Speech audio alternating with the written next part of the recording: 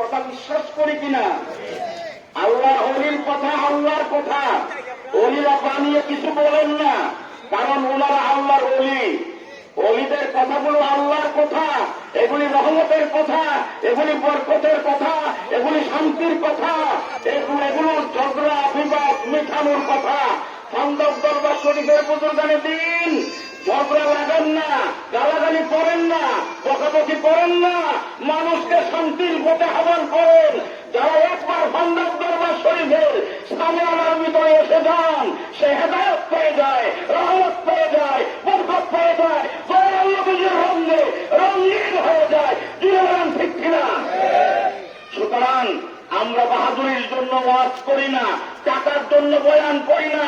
1.5 লক্ষ টাকা দিয়া, হেলিকপ্টার দিয়া, 50,000, 60,000, 70,000 টাকা দিয়া কন্ট্রাক্ট করে খন্দকের সাহায্য দেবেন।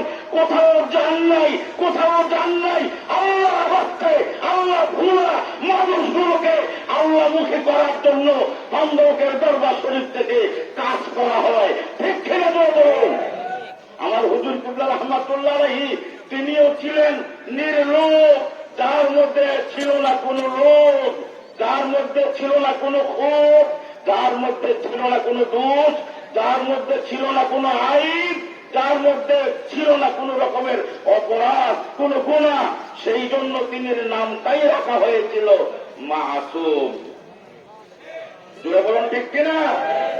মাসুম মানে বেগুনা, মাসুম মানে নিষ্পাপ, মাসুম মানে বেআইব, মাসুম মানে নির্ভেজাল।